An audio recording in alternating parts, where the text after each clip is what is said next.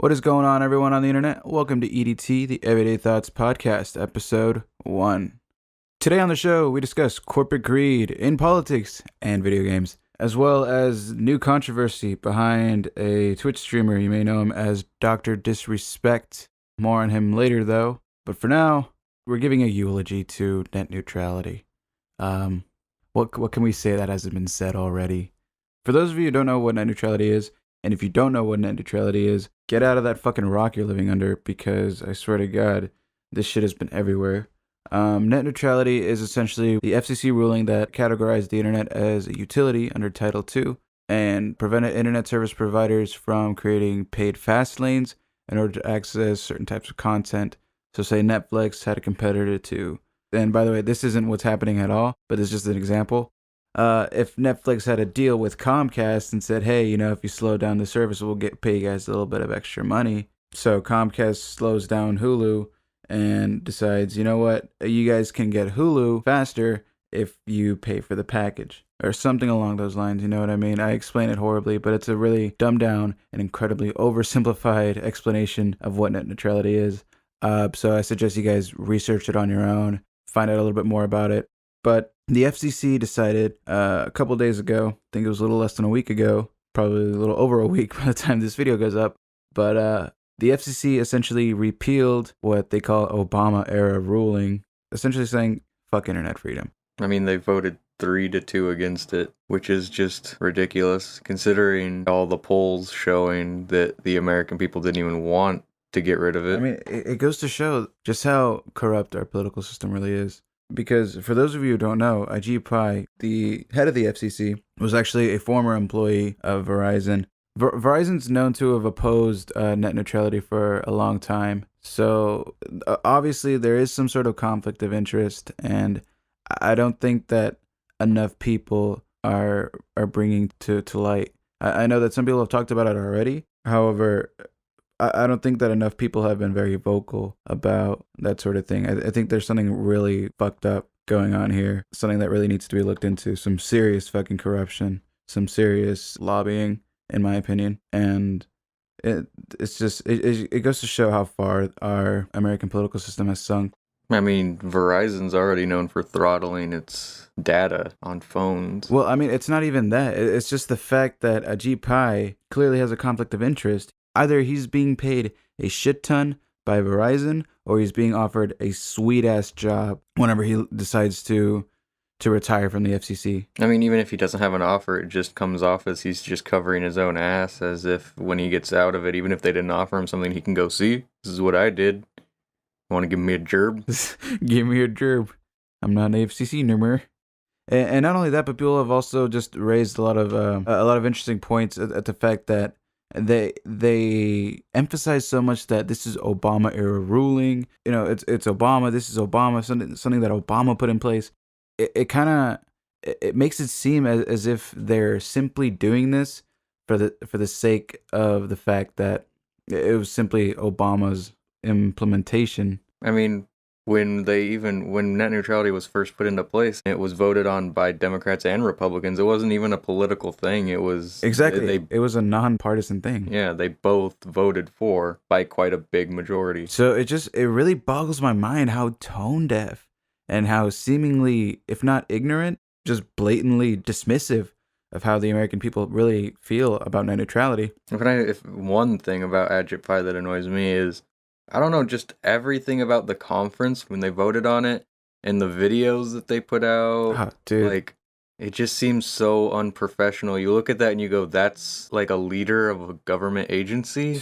And that's not just some weird YouTube drama guy? It blows my mind, honestly, and it's really it's just sad. And it's straight up insulting, honestly, just how dismissive Ajit Pai really is towards this whole situation. He practically ignores the fact. He makes it seem as if internet service providers have no interest in throttling service and creating paid fast lanes and even packages for certain content in the future. He makes it seem like the internet service providers are just going to simply abide by simple, fair rules, when that's not true at all. I mean, we've seen it with big business in the past. The minute you open up avenues for them to make a profit off something, they're gonna do it. It's a business. Of course they Of are. course, yeah, no, it's honestly ridiculous. He knows that it's happening too. He's well aware that it's happening, but he completely just continues to ignore it. And I think that's because he knows what the fuck he's doing, dude. Ajit Pai is honestly an evil fucking bastard. He is how do you call him? A shrill or shill? Yeah. Something like that. I don't know, but one thing is for sure: if he's not being paid by Verizon, he's at least being offered a sweet ass job for whenever he quits the FCC. Just look at that video he made, like, Dude, that or I guess video. maybe not him, but as Oh a my group god. in total. Like, that video was so unnecessary and didn't prove anything wrong. All it said was, look, here's things you can. No one said the internet's gonna die completely. You can still do things on it, but you're gonna have to pay for those things now. Yeah, for money. It's a thing. It's like you have to now pay, and of course this isn't gonna happen immediately. This isn't gonna happen overnight. You know, it's like they ripped off the band-aid. They're like, see, nothing's happening. See, Amazon, Facebook, Hulu, all that shit still works. But yeah, because internet service providers have not taken advantage of it yet. And considering the fact that there's still a chance that that ruling could be overturned, of course, internet service providers aren't going to start taking advantage of this ruling immediately. So, in the future, it wouldn't surprise me, you know, like how you have cable packages now, how you have like packages for certain channels, even if you don't watch them, you have to have certain channels to get certain channels. You essentially have to have a package. So it wouldn't surprise me if you have a package of certain websites that you can and can't access. Like you can access Netflix, Hulu, and so on and so forth under this one, but you can't access YouTube, Amazon Prime, and whatever in this package. So it's like it's just stacking. Well, you'll be able to access it just at such crushingly low speeds that it'll pretty much force you into needing it if you want to even use the site. Exactly. That's what the fast lanes are going to be for. And it's not like it's never happened before, but Ajit just continues to ignore it as if it was never a problem in the past because he has a conflict of interest, because he is being paid by Verizon, or either that or being offered a job. He is working for Verizon. It pains me to see that not enough people are saying that. Some people have been vocal about it, but in my opinion, not enough. Well, one comparison I've seen people have been drawing, which is really kind of shocking when you like really sit down and think about, wow, that is a really crazy comparison, is like look at Verizon, T-Mobile, those kinds of things, how like if you go through them with certain things, they offer like, oh, well, Netflix won't count towards your data. That's essentially, in a way, them showing what throttling could be, because technically if you're not watching Netflix and you're watching Hulu, that's counting towards your data and it's going to throttle you because you're going to use your data faster. It's almost kind of like a little glimpse into what it could be, except it's not going to be free. You're going to have to pay for that service to work properly. Yeah. The future looks really bleak, man. And that video that they put out, fuck, it was just tone deaf, insulting, and it's just straight up, and like you said, just unprofessional. When they fucking did the Harlem Shake, oh my god, that shit made my head hurt, dude. Well, it's like if you're gonna make a video like that, even if you, as tone deaf and unprofessional as it already was, at least get modern things in there. Like, Right. what is with all these old, like, was the last time you used the internet like fucking 5 years ago? Like, By the way, I don't know who that black haired chick was that was pretending to smoke a cigarette, but she is fine. I just had to say that for the record. well, speaking of unprofessional and ladies, the freaking when they were voting and that one chick like gave like that like super long speech and pretty much quoted Ajit Pai on like before he worked for Verizon or something, saying like how he supported net neutrality and it was a necessary step, Right. and pretty much gave him the middle finger, fuck you, look what you said in the past, you dumbass. And then said like this is something we need to fight for. The fight's not over. Congress and Senate will have the last say. What we made here was a historical mistake. Right. And then he just goes, oh, so I'll put you down as a no, I guess. And then everyone erupts into laughter like it's some goddamn masterful joke. And it's just like, is this profession? This is professional? What are you, the Jake Paul of politics? Like, Jesus. God. Fucking. But her language was so dramatic, but portrayed the situation perfectly. She's like, as I close my eulogy of the Title II ruling, or something along those lines. She used the word eulogy, and it just made me think like, wow. Fuck, man. Because we're pretty much laying the rest down to some of our freedoms. Pretty much, yeah. It's just annoying. Like, if you go looking back at old things that kind of got pushed through politically that kind of infringed on freedoms, kind of like back with the old, parts of the old, I think it was the Freedom Act or whatever that Bush put through, where it started the NSA and all that spying stuff, which, some of it's okay. Oh, some the of Patriot Act? Some of it's just infringes on rights, in my opinion, but it almost feels like that had a reason, though. 9/11 was behind that. It had a reason to push through, and at least some kind of a reason to make it feel like it was justified, whereas this just feels like, nah, fuck it. Yeah, no, the repealing of Title II just felt random. Well, the so far attempted. Right. And repeal. I don't know, it just, because Congress is paid off as well, dude. It's not just Ajit Pai. Plenty of Republican senators have already been paid off, or at least reportedly. I can't say entirely for sure, but it wouldn't surprise me if that was the case. Okay, but take that, of course, with a grain of salt. But I should check facts. Well, like you said earlier, this isn't something like where you repeal it and you go, see, everything's fine. It's gonna be something that's slowly eased in. Right. It's not just going to appear on your bill one day. It's going to slowly work its way into being like, hey, well, now we offer this. Netflix slowing down, pay for a fast lane. But yeah, it all at the end of the day, it's rooted to money. It's rooted to corporate greed, and it's rooted to corrupt politicians. I mean, there's really nothing more that we can say that hasn't already been said about net neutrality. It's really fucked up, and our only hope now is that Congress gets off their ass and actually does their job. But whether or not that will happen, and whether or not the repeal of Title II will be overruled, it's hard to say. But I don't know. The future looks a little bleak to me. I hate to sound cynical, but yeah, corporate greed, man. What are you gonna do? Speaking of corporate greed, though, politics is the only place where you see that kind of shit.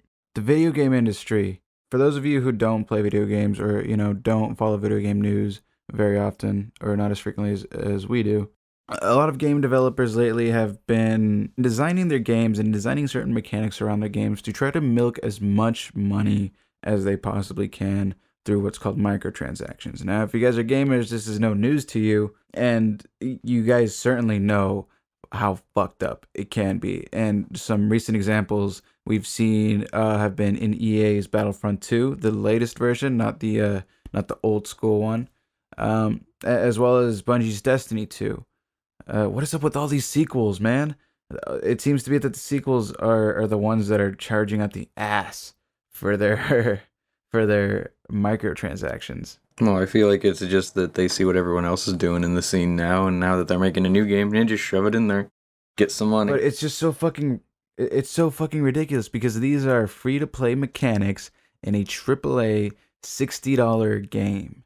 The fuck, bro? Well, the problem is they're not even implemented in the game like, oh, well, you paid $60, but we're going to have microtransactions. They could do microtransactions possibly right in some of these games, but the way they implement them, they feel free to play. Like, for instance, Grand Theft Auto, like the shark cards you can buy to get in-game currency online. One, how much money you actually get for how much real life you spend is ridiculous when you put it into like how much things cost. Like you paid like what, I think it's $20 or $30 to get enough money for one supercar in the game. That's just one car in this entire game built around pretty much cars, to be honest, in an open world. And then there's things that cost up to what you'd have to spend like $80 in real life to get the in-game currency to get like a fighter jet. The fighter jet is something that gives you a big tactical advantage over someone else who doesn't have that on call. So it's like a free-to-play mechanic where you're actually getting a big step up on someone just by paying money in this AAA title that everyone already paid $60 for. Yeah, no, what a lot of people don't realize, and something that really surprises me, is how much backlash EA is getting. But there are plenty of other games that have similar microtransaction mechanics that don't get as much heat, that don't get as much backlash. Like you said, Grand Theft Auto. It surprises me, like, why them, but why not, GTA? The way they try to squeeze every single penny they can out of you is by charging out the ass for the new clothing items, new cars, and not only that, but charging money to start the new missions, as well as requiring special property in order to start those missions, in order to actually do those missions. It's ridiculous. And the argument is that, well, there are plenty of ways that you can make money on GTA. You can do game modes, you can do jobs, you can do free mode events, you can do adversary modes, you can do VIPs. But they don't make nearly enough. They make a lot of money, but they make nowhere near the amount of money that it costs to buy all of those things. And you want to enjoy those things. It's free content, right? But you can't access that content unless you have a shit ton of money. So you either pay out the ass, or you completely just drop everything else in your life and just grind the fucking game all day. You don't go to work, don't go to school, don't do anything else, but you just fucking play the game, like some people that we've encountered in our lives. Well, it's a free to play mechanic. You hit literal paywalls. Exactly. Where if you don't have them hundreds of hours you need to throw into a week, or probably less than that, to grind out anywhere near enough money to buy something new, like, then they hit you with these walls. Even if you do have enough for some of these things, like, say you've saved and you weren't buying into some of these DLCs because you didn't like them, and you wanted to buy a fighter jet when it came out, and you've saved and that fighter jet came out, the new ones, you need a hangar for it. What's that? That's another $1.5 million on top of that. Right. It's a paywall with virtual currency, more so than it is like literal currency. You know what I mean? Cause it's not like a paywall where you have to like pay like $2 to actually access this content. But I get what you mean.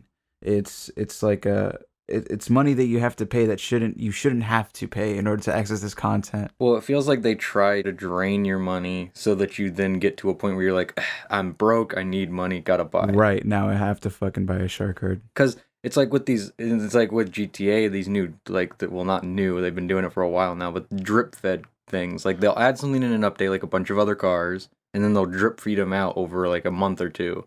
And this last time we got drip fed content in GTA up until the whole next DLC came out. Like, the week before we got the last drip fed thing. So they literally had that DLC hold out until the next Right, it's no longer, because it's like, that's how they increase the longevity of it. Because they know if they just throw out everything, people are going to get bored of everything after a while. Well, I don't even think I think it's longevity, and it's that they want you to spend your money on the bulk part of the DLC. So then when these things come out of the blue, yeah, and you get a new car, and you're like, holy crap, that's a car I really wish I knew I had. I would have saved for that. Now you have no money, and now you either have to grind up to that car, or you have to pay, or you can choose the easy way out and pay for it. Right. And by the time that you grind up for that car, what do you know? The next DLC fucking drops. So it's like, you don't really get the time to enjoy this content that people work hard to create. You know, you're just sort of chipping them out of that experience in a way. Especially when games have mechanics like, I mean, I keep going back to GTA because we've played that game so much, but I mean, it's not the only game that does these kinds of things, but you can see it in GTA, but other games do this too, where you have a feature in the game, and then a DLC comes out that somehow you can't use that feature with, and it makes no sense because then it just put it behind a paywall to get to it anyways, like with the new fighter jet in GTA. Why can't I just call that on Pegasus? Why do I have to own a hangar to call in a fighter jet? I've never had to do that before. I can call in an attack chopper, I can call in a Harrier jet if I want to, I can call in a fucking tank to show up down on fucking Hollywood Boulevard if I want, but dare I call in a fighter jet and have it just show up without owning a facility to store it and customize it? Right. I mean, I've seen other games do it. We saw the biggest backlash with Battlefront 2, but I haven't played that, so I can't really speak on how it is now. I've heard they took it out and might leave it out, but who knows with EA. Yeah, they might leave it out though, because like their backs are sort of up against the wall. They know if they reintroduce microtransactions that they're gonna get some bad feedback. And I think they're fully aware of that. Well, one thing I will say is, like, Call of Duty World War II, I feel like before they turned on purchasing loot boxes, you didn't feel like when we first started playing that game, you earn them through play. Even some people don't like loot boxes even if they're earned through play, even though solely, which is, I understand why. It feels like content that could just be unlocked in the game by doing something rather than the luck of the draw. But I mean, sometimes I'll admit I like opening loot drops like in World War II, and we could earn them. There was no way to buy them. Everything had to be earned. So if you saw someone with something cool, you knew they earned a fucking box and they got lucky and got something cool. Not that they put $50 in the game, got 20 drops, and of course they got something cool out of it. some games you could handle it well, they just don't. Like loot boxes could possibly have a like spot in a game, but they choose not to. They choose to put it behind paywalls instead. Right. And if not paywalls, then you have situations like Bungie's Destiny, where they throttle your experience, they throttle your XP points. And it's something that Bungie has gone out to actually admit on their own too. This is it fucking blows my mind too, because they came out and saying, "Oh yeah, no, this was a mistake. It was a bug, right?" At first, you'd start off with a decent amount, but then as you progress, the more XP you got, like the smaller XP bar would actually fill. So then Bungie came out and said, "Oh, it's a bug. It wasn't really working to our expectations." So they fixed it between quotes, so like your bar would fill up, but you would earn less XP. So it goes to show that Bungie was just kind of lying to people's faces. It makes you wonder, like, the lengths that they will go to just to squeeze money out of you. Well, one thing I know I saw about Destiny 2 that's not microtransaction related, but it's really shady and shows how they can take these microtransactions. This is more just shady EA stuff, but in Destiny 2, there's a whole game mode or difficulty or something on one of the missions or something that's pretty much got took out of the game because Season Pass. Like, this was in the game day one. Everyone could play it, and now they've locked it behind a Season Pass item for some reason. Like, you've locked out base game content for something extra.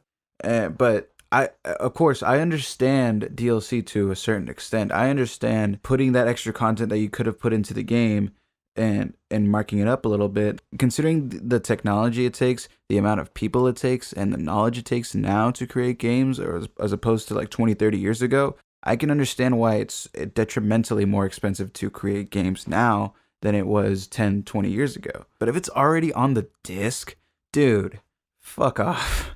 I think what a lot of people don't understand is what the game industry is. It's an industry. It's a business. They're out to make money. So DLC is understandable. But it's ridiculous how shady and how sneaky these devs are. But at the same time, the practices don't surprise me. And they really shouldn't surprise anyone, because, like I said, at the end of the day, they're a business. They're out for profit. I like to think that some people have this like kind of fantasy in their mind that, the game developers, they're gamer fans. They're in there. They're doing their dream job. They're creating video games. They're doing fan service. But you have to understand that whether or not that's the case, there's always someone above them. They're taking orders from someone with more power. And that someone with more power, they don't have the interest of fans in mind. They have the interest of their wallet in mind. They wouldn't be creating this product if they weren't expecting some return. Really, the only way to stop this is with regulation, whether that's with a self-regulating body or with a federal regulating body. So I think if we were to create enough of a ripple in the industry, whether that's boycotting a certain developer or being even more vocal and more vocal than just sending death threats to people, to game developers, because that doesn't get you anywhere, dude. It just lands you in jail. You don't want to be in jail. It's not fun in there, man. I mean, not that I've ever been in jail, but I've heard some horror stories, dude. It doesn't sound like a fun place to be. Man, it's a really dark time for consumers, honestly. It's a dark time for internet consumers. It's a dark time for gamers. I mean, if we were to stop shelling out money for these games, if we were to stop shelling out money for Shark Cards and for Battlefront and for Destiny, these publishers, it would light a fire under their ass, because if you want to hit a company, you hit them in their wallet, because that's what matters the most. Well, yeah, that's the problem. You always have people that are going to, sadly, as much as every person that loves gaming and comes down to like liking it as a whole, everyone hates the microtransactions, but there's those people that are out there buying them, and that's what continues their push for their wallet. Yeah, corporate greed, it ruins people. It ruins games, ruins politics, ruins everything. Well, anyways, to our next topic, Dr. Disrespect coming out about his affair on stream. What do you think about that? I don't know, man. It's like, the first question I have is really like, what made him come out? What all of a sudden hit him that was like, okay, I fucked up. I have to tell everyone. Because I had heard conflicting reports. I had heard, and of course this was just a rumor, that he was being threatened. He was being blackmailed supposedly, but I think that's bullshit. I think that was just some internet bullshit and that was made up. Another thing that I'd heard was that he had gotten catfished, and that he had found that out and it made him feel stupid. He seems pretty remorseful. It seems genuine in my opinion.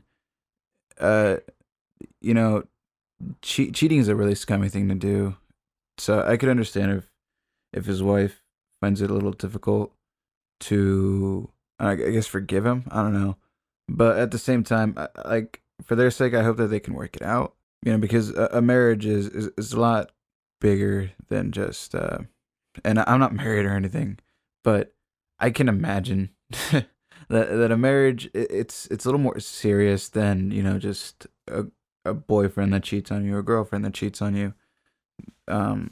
It's a lot more about commitment, and so it's a really fucked up thing to do. But I'm hoping that it's a lesson that he can learn from. I don't know. What do you think in those regards? What do you think of that? I mean, obviously cheating's never a good thing, especially if you're married and I think they have a kid. But you know, looking at it, I don't think he needed to come out publicly, but at the same time, I almost feel like he did it, to be honest, because of not wanting someone else to expose him. Like, you know, who knows, fucking Keemstar or Scarce, one of those fucking kinds of fucking channels. Right. To just be like, oh, well, he took a break and we found out why. He fucked somebody else other than his wife. But, like, I mean, I feel like he was kind of caught in a damned if you do, damned if you don't. He either comes out and says it and kind of hurts his character and his reputation, but admits his mistake, or just tells people he's taking time off and for personal things, and then possibly has one of these people just come out and expose him, and then it looks like he was trying to hide all these things. But right, I don't know. It's also one of those kind of things where it's like, at the same time, if you're a fan of somebody, you don't necessarily need to know everything about their life. Yeah, there is that question to be raised. Like, where's that line drawn with what you tell your fans and what you tell people? Because I know that for vloggers, you know, and I understand that Dr. Disrespect is a streamer, which is a little different. But at the same time, you're in front of a camera. You're still a personality, character or not. You're still in front of the camera interacting with people. But it's like what happens. They give you a window into their life, and it's a small window, but there's only so much you tell. In fact, there are certain people that don't even show their family. Like I know that, like, Casey Neistat doesn't really show his baby's face in his vlogs, and I know that, like, other vloggers, they don't say everything about themselves, but there are those people that put it all out there, and those people need a line. Those people need a barrier, and I feel like Dr. Disrespect, I could understand why he would want to, you know, put it all out there. But at the same time, there's just some things you really don't need to say. And I can imagine, like, the arguments, you know, as to him getting exposed, you know, and and YouTubers bringing back that whole trend of exposed videos. You remember that? Oh god, yes. Everyone was being exposed Every day fucking for every week. 5 seconds. I swear to God, there was a new exposed video. Fucking Leafy exposed, Keemstar exposed. There were like 30 different Keemstar exposed videos, and they were all like, no one's talking about this. No one, it's like, hey, it's going over people's heads. There's like 60 videos that are coming out every single second about the same topic that you're talking about. Shut the fuck up, Leafy. I mean, what? Who? Who? Who? Leafy? Who? Leafy's oh my here. god, Who? fucking Foozy too. Foozy. You know, he started a new channel. He's the Adjit Pie of vlogging. He just can't. Oh, that's He that's just a little harsh. Well, he's sitting there fucking someone's name that he clearly knows has drama with him. You can't accept the fucking fact that who? The internet's gonna have to be paid now? What? That wasn't happening before. What? No, that's ridiculous. They wouldn't do that. Trust me.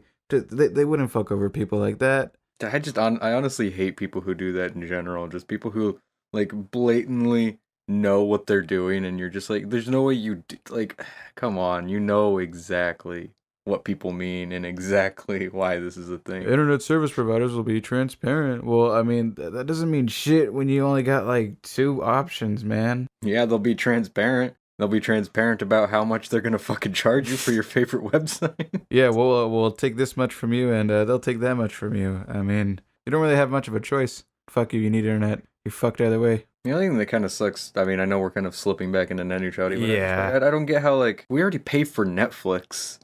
Why the fuck would I have to pay for it again just to get it fast and working right? Right. But anyways, Dr. Disrespect thing, yeah, I feel like there needs to be more, like, especially for someone like him who plays a big, like, over-the-top character, there needed to be a little bit more of a disconnect from him in his real life, you know, like, not his persona. Right. It's almost like if he didn't do this on stream, it might have been better if he just made a Twitter announcement, like just a small little thing. I feel like he would have been better off dealing with the backlash of it coming out through something else, and then showing like a video of him talking about it, because then you get that whole like, we fucking did what? And then you see his like real human reaction to something like that, fucked up remorse, and you're just like, oh, damn, that does kind of suck. It just seems a little preemptive. Like it feels like he was responding to something that didn't exist. Yeah. Well, I mean, even though it did exist, but well, I'm saying like, I mean, like he feels like he was responding to someone calling him out, like, I want to be transparent, this is what I did, but no one called him. It was more of a, you should have. I feel like he should have been more of a, I need some personal time. There's family stuff going on. The stream won't be on for a while. I apologize. Yeah, no. And then if something came out later, then defend himself and say, well, yeah, this is why, blah, blah, blah. I'm not proud of it, blah, blah, blah. That's exactly what I think. You know, it should have just been like, if I was in that situation, not that I ever have been, you know, I'm not in that position of like crazy amount of fandom. I don't know or what cheating on people. Right, exactly. I've never been in that situation of having that many people pay attention to me, so I can't really imagine what the stress is like, and I can't imagine what the pressure is like. But you were not Dr. Disrespect at that moment. You were Guy Beam, or Guy Bean. I don't know what his last name is entirely. So as Guy whatever, you should just exactly like you said, Devin. Just, I'm not going to be streaming for a while. Some issues going on. You know, I have to be there for my family. I have to be responsible for my family. This, you know, so on and so forth, and leave it at that. Because I understand that if he just stops streaming, then of course people are gonna ask questions. People are gonna be on his case a lot. Be transparent in that regard, but don't be so transparent. It's like, yeah, man, I cheated on my wife, man. I made a stupid mistake. It was this, that, and not that he's even like the only person to have ever done that. Because there are plenty of people. Well, at least one other example in particular that I can point to, which is Shay Carl.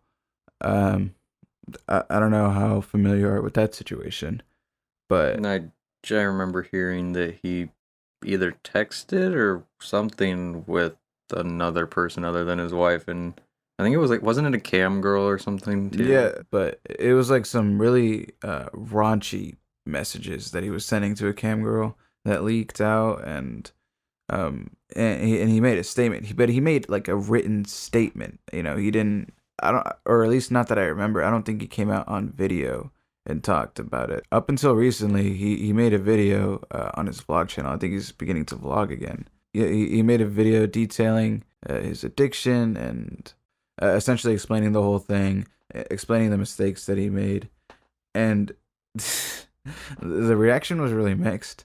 A lot of people, yeah, of course, were in support of him getting help, you know, in support of him trying to become a better person.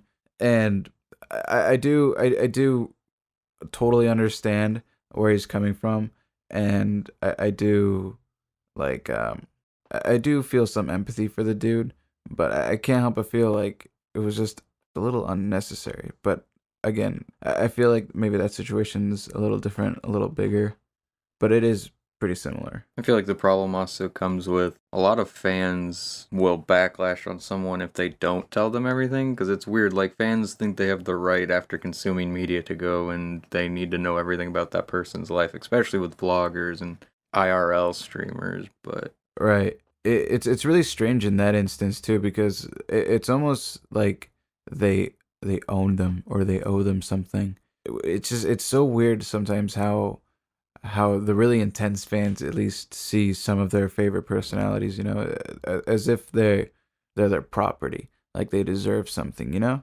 Yeah, like they owe them something other than the content they already produce. Exactly. Like you are a consumer. You are consuming their entertainment, not they don't have to it's not like we see Pirates of the Caribbean, see some weird reaction from some and then go, "Oh, what the hell's wrong with Johnny Depp? Better go look it up." Right. I don't know. Anything else you want to say in that regard? Not really. I don't know. It's just it's a weird situation. Yeah, I'm rooting for him in the end.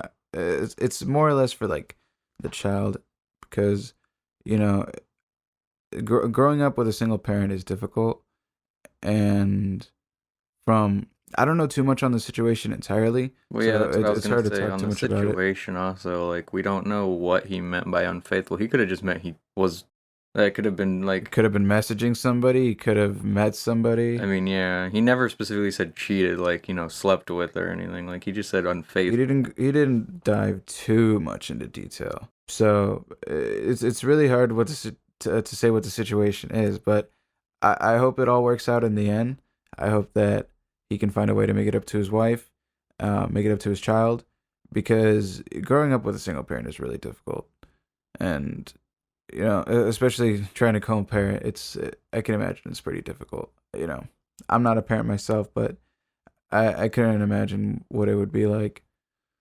But yeah, I guess we're just gonna end it there, guys. Hope you enjoyed today's episode, and you want to hit him with the whole like and subscribe, Devin?